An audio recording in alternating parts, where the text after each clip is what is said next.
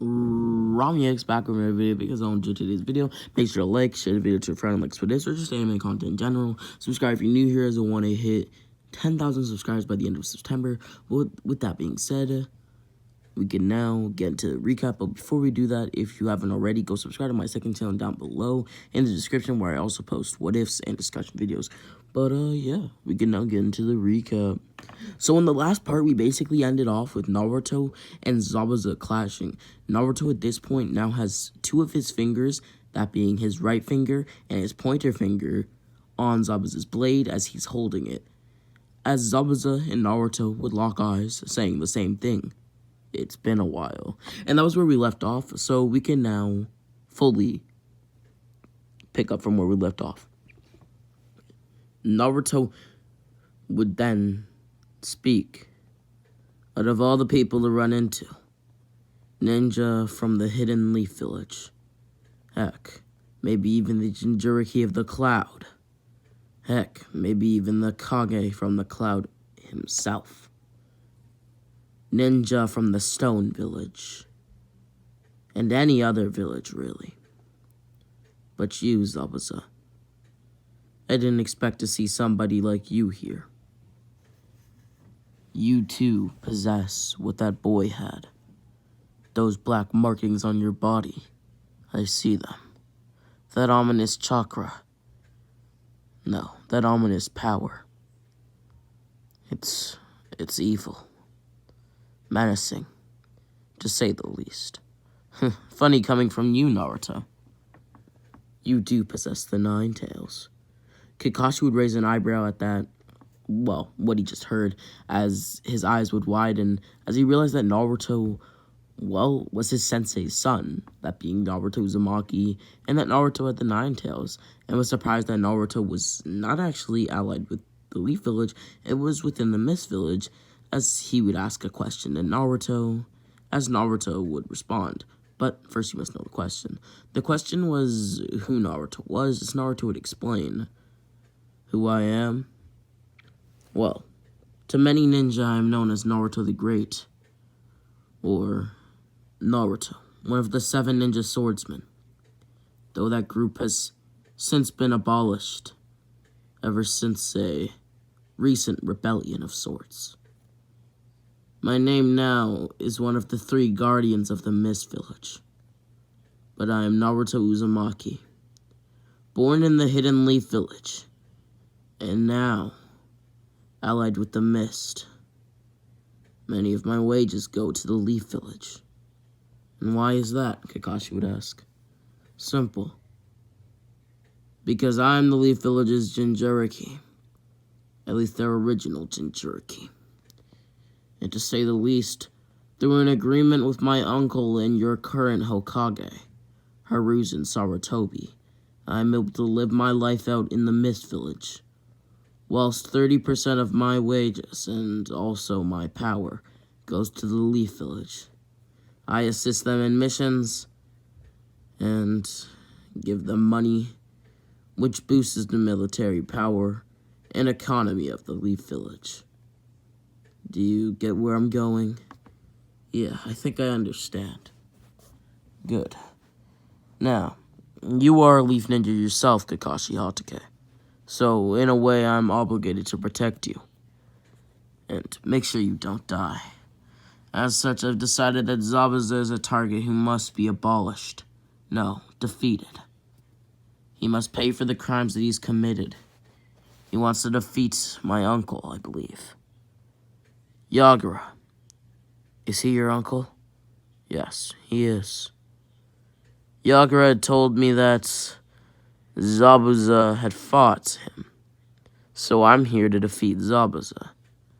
Since he's attacking Leaf Ninja, it's even more so my duty. Naruto would then keep his right hand on Zabuza's blade as Zabuza started to push forward and try to basically, break Naruto's fingers, which were holding onto Zabuza's blade. Naruto would release more pressure into the blade as he was able to hold it still, as he would grab his short sword with his right hand. Naruto would then pull it out as he would smirk. Zabuza, would you accept a battle from me if I asked? Zabuza would laugh. Of course I would. Because I know that I would be able to defeat you. You would? Naruto would then look over to, well, the boy that he was fighting earlier, Haku. You sure? Because your friend over there, I was able to easily defeat him. Makes sense. You are powerful. Just as strong as I am. Is that boy stronger than you? No. Not in the further stages of the curse mark, at least. Further stages? No. Further stage, I should say. Interesting. I'd like to see this power you call curse mark. He talked about it, and told me that Orochimaru gave you the power. I don't like that. I don't like that you've fallen so far. You were once an admirable ninja, somebody who I could rely on, and somebody who the people of our village could. You now want to rebel, kill Yagura, somebody who sits upon the throne of the Mizukage. But why? Why would you want to do such a thing that would only hurt the hearts, the lives, and the feelings of the villagers within? You don't care about our village. You care about your personal vendetta. You care about your personal desires and your personal ambitions. Because if you cared for the villages, then... Who said that I cared for the villages? Zabuza would interrupt Naruto. I care for the villagers within. As Naruto would then second that. Well then, if you do care for the villagers within, then why would you hurt them so much by killing their Kage? Oh, simple. I will reveal to them that Yagura was nothing like a Kage. He was once a tyrant. Do you remember those ages? Do you remember the time when Yagura commanded the Mist Village with such force and such fear that everybody followed? No. Everybody fell on their knees at his presence, at his voice.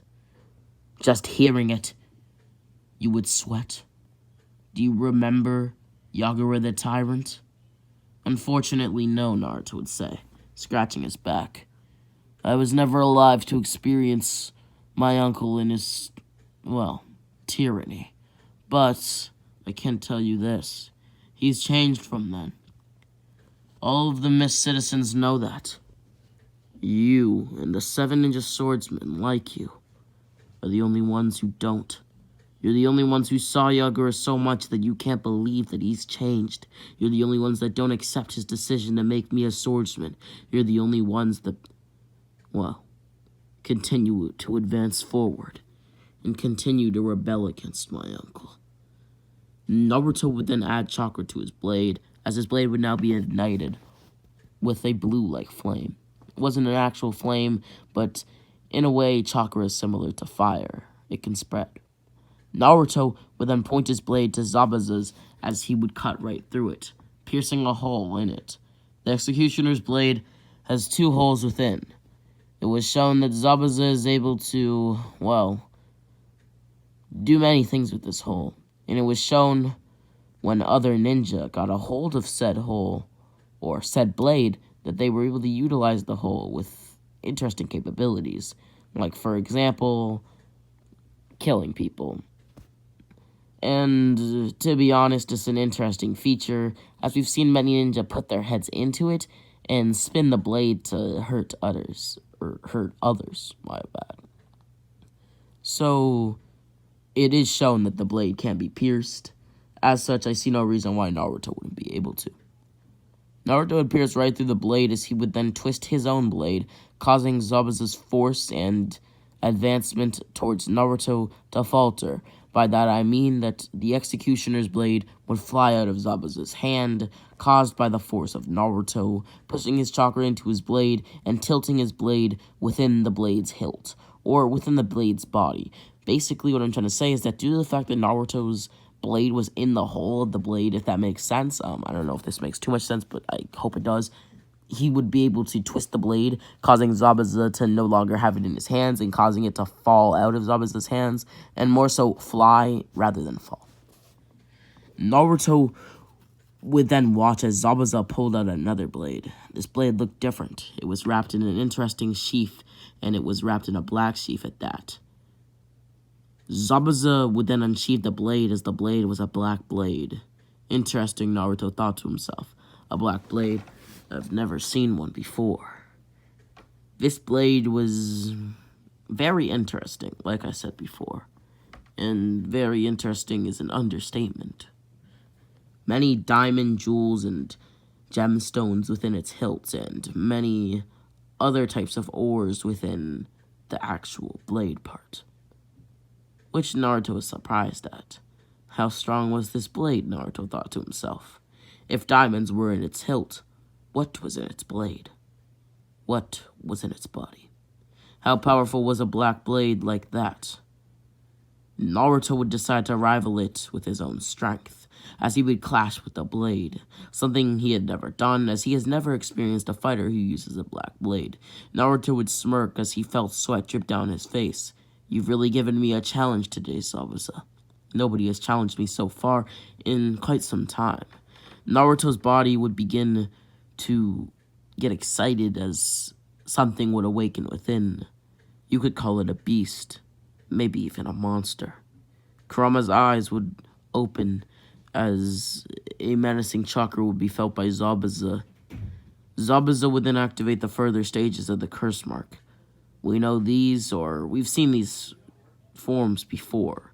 For example, we saw the form when Sasuke used the curse mark. You know, when he got the wings and his eyes turned yellow. Similar to the sage's eyes, he had a cross-like formation within. You could call it a dojutsu, but it really is not. His skin turned pale, a tannish pale, and his hair turned a sky-like blue, but almost like the life of his hair was sucked out. I don't know how to explain it. I hope I explained it enough so that you guys know what stage of the curse mark I'm talking about. But with that being said, Zabuza would activate this, slamming Naruto through a few trees and showing his destructive capabilities before Naruto's eyes. Or basically in front of Naruto. Naruto would watch so cleanly that he was able to observe everything. He, like when he was fighting Haku, felt the wind hit his ears and could hear the waves nearby. He felt everything. He was at ease. Heck, he was attuned, or I guess you could also say at ease, like I said before, with nature. Naruto would then walk towards Zabuza, as he would tell Zabuza that he no longer wants to fight him. He's lost his power. He's lost what made him so strong.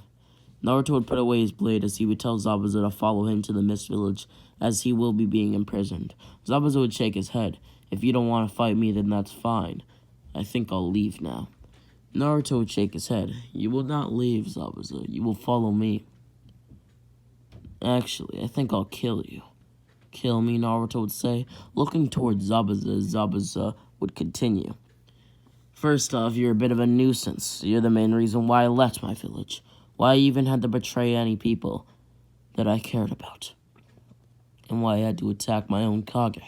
Somebody who at one point I served alongside. How am I that reason? Because you joined the swordsmen. You're a mere kid. Yes, I may be the age of a normal genin, 12 years old. But trust me, my skills, well, they far surpass that. I'm aware, but my skills far surpass yours. Did you not hear me, Zabuza, when I said I didn't want to fight you? When I said that what made you so powerful is now gone, and that I'd just like to imprison you for the sins that you've committed, the acts of tyranny towards your own Kage, the acts of rebellion? Yeah, I heard you. So I'll show you that you're wrong. Maybe it's just me, but Zabuza's always been a defining character in the Naruto series. Somebody with his own will, but somebody with his own goal. In the Ninja Storm games, or the Naruto Shippuden Storm 4 games, and things of the sort, the Storm series, if you know what I'm talking about, we have seen Zabuza have a bit of a purple-like demon aura. We've also seen this in the Naruto anime, When he fought against Kakashi, it was almost as if he was full of life, even though he was on his last legs. He was able to access an extraordinary amount of power, even though he was so injured. Zabuza would do so, as we do not know if this is upon will or just happens, but he is called the Demon of the Mist Zabuza for a reason. Zabuza would unleash this demonic power as Naruto would rush against it. Naruto would then fly past Zabuza as he would put his blade away. Zabuza would fall to the ground, now having a slash on his back, as he would now get up from the ground, putting both of his arms out, as he would tell Naruto to finish him off. Naruto would raise an eyebrow at this. Why now? Why now has your conviction fallen? Is it because I have defeated you, or... Zabuza would speak. A cut on the back. No, a scar on the back. Any wound on the back is a swordsman's shame. I suppose you are right, Zabuza. But I also suppose that if I were to kill you, you wouldn't be able to watch as your dreams were crushed. You wouldn't be able to watch as all of what you had done, all of the suffering that you would cause people, was just nothing. So no. You'll have to watch that dream fall apart, and you'll have to come to your senses. I will not kill you. Naruto would then knock Zabuza out with a karate chop to the neck, good old-fashioned style, if you will, as he would grab Zabuza and Haku, taking them back to the Mist Village as he would say goodbye to Kakashi. Kakashi would thank Naruto for helping them on the mission, as he would tell Naruto that he'll make sure that Hiruzen is notified about Naruto's great exploits and what Naruto had done for him and his team. Naruto would then leave as Kakashi deeply thought about Naruto and his strength and how proud Minato would have been of his son, if he would have been proud at all. Kakashi would then return to the Leaf Village as we see the events of the canon roll out as they did in canon for Team 7, so like the Chunin exam starting up and things of the sort like they should, right? So basically I see everything going the same except until we get to the Forest of Death, as that's where a few changes are going to be made, but we can now switch back to the perspective of Naruto, who's just gotten back to the Mist Village. Naruto would then speak with Yagura, as Zabuza was in a room far away from them, in a prison cell with bars made of iron and other types of materials in the Naruto world. Naruto would look up at who he had called his uncle, and at times even his father, somebody who was his father figure, as he would speak. Yagura. Yes, Naruto? Why? Why make a unit so powerful like the 7 Ninja Swordsmen, and then have them disband? Why make a unit like them just to know that they would betray you? What do you mean? I didn't make them knowing that this would happen. I know, but how does that make you feel? I have no right to call myself a full-fledged swordsman, even though I am. What do you mean? Like 7 Ninja Swordsmen. Quite literally, I am a swordsman, but as for the 7 Ninja Swordsmen, I don't have the right to call myself one. When all 7 swordsmen were against you, and I wasn't, who was right and who was wrong? Whose morals were right? I, who was against them because my Kage was, well, you, and they were against you? Or them, who had their own reasons, wrong or not, for rebelling? What reason is it? Oh, and sorry for any background noise. Today's just my older sister's 28th birthday. 28th birthday. And so, if you hear anything in the background, my bad. But yeah, I'll continue. Anyhow. Yagura would be puzzled by what Naruto was saying, as he would brush it off and tell Naruto that some things are too soon to worry about, not the current stage or current moment. They should be thinking about advancing their military power and keeping high spirits within the towns and keeping high spirits between the villagers as a whole. Naruto would visit Zabuza's prison, where Zabuza was also imprisoned with the other 7 ninja swordsmen, as they were all being restrained by diamond chains and iron chains, holding them down and causing them to not really be able to move and only able to eat with their strength, as their strength is really diminished just from moving around slowly. Naruto would ask each of them why they had done what they had, as he was at a loss of words. Why betray what they fought for so much? Why betray what they were said to defend? Why betray what all the villagers knew them for? Heck, why betray everything that they stood for? Zabuza was silent when Naruto said this, his eyes closed as he would open his eyes, staring at the ground. Why? Why, you say? Why did you care? Why did you care to defeat us? Why did I care? Because you betrayed our village. Betrayal. Betrayal is only how you see it. Just like justice is only how you see it. Just like ambition and dreams are only how you see it. I still do not follow, Zabuza. Tell me why. No, you don't have to. Naruto would then stare at Kano, who was in the same cell with Zabuza, as they explained that all the 7 ninja swordsmen previously were all in the same cell. Kano, if you don't remember, is basically like Naruto's brother, but it's actually his cousin, but you get the point. Naruto would ask Kano why he had done what he had done, as Kano would say that there are 2 people in this world, those who are weak-willed and those who are strong. Naruto, you are in the middle. Rarely there are those in the middle, but there are. I'm in the middle of the weak and the strong. What do you mean? Your master, or in a way your master, is Yagura. You serve the 7 ninja swordsmen. No longer do I. I now serve the Guardians, but go on. Yes, either way. If it's a different name or not, you are under Yagura. Or at the same position as him. But there was always somebody stronger. And even if there's not somebody stronger, then there is somebody at a higher up position. Like noblemen, or people like that. The kings of each land. Just like the Hokage isn't the highest authority in the Hidden Leaf Village, nor is the Mizukage in the Hidden Mist. There are people above them.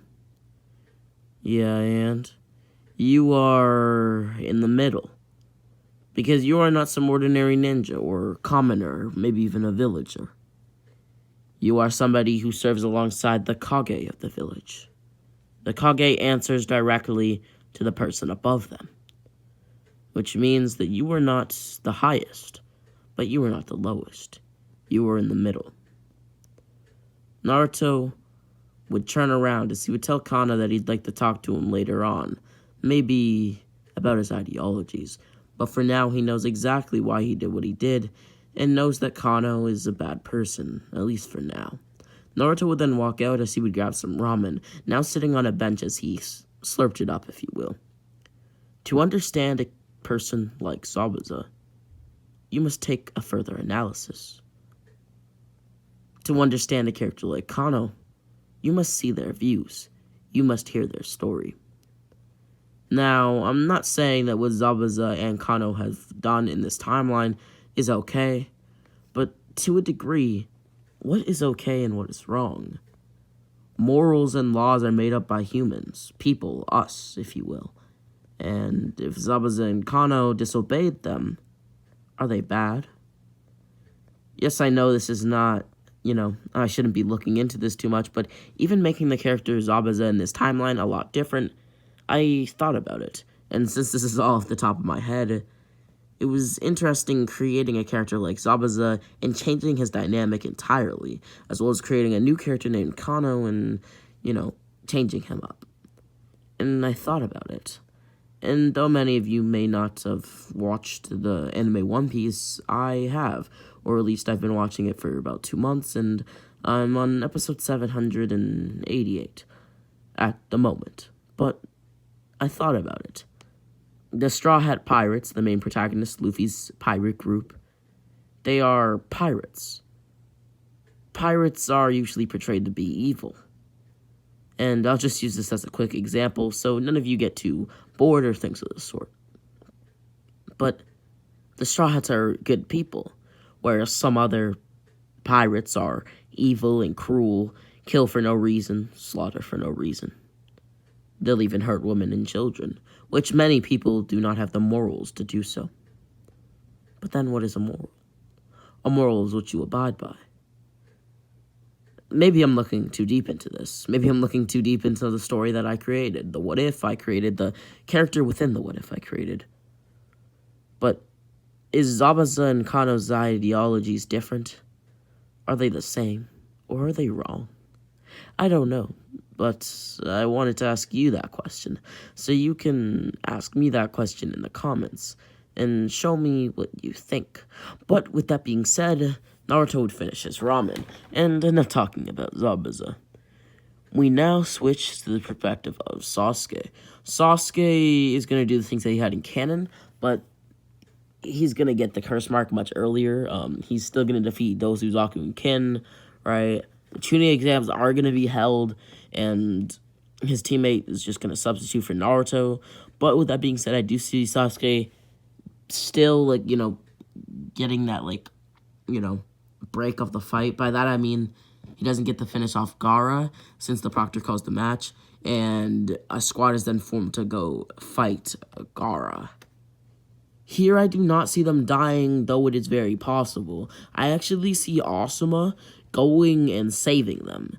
This would cause Asuma to actually get a lot of recognition for taking down the quote-unquote Saiyan's strongest weapon and, taking down a Jinchuriki. This would also cause the heart of the people to be swayed. They would look at Asuma as a potential Hokage candidate, especially since he is Hiruzen's son, which would make a lot of sense in the long run. Not only that, he definitely has the capabilities, as he was once in the Guardian 12. A powerful shinobi he was. And they would definitely look at Asuma like that.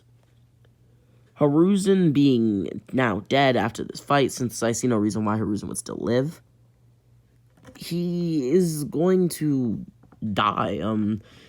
And so I see Asuma actually becoming the 5th Hokage. Instead of searching for Tsunade, somebody who is a skilled Sannin, somebody who's very powerful, instead they would look to somebody within their own village, somebody who was still within the borders of the Leaf Village. That person being Asuma. Asuma has definitely displayed, the leadership. He definitely has everything you need to become Hokage. Heck, he even has the lineage, being the fact that his, father was the Hokage. So why not? Asuma's going to be the 5th Hokage, and Asuma didn't really want the job, but, I feel as if that Asuma, if he has to stand up, if he has to take on the mantle of being Hokage, then he will. Though he did argue a little with Jiraiya to take on the position. But with that being said, I think I'm going to lead the story at a close here.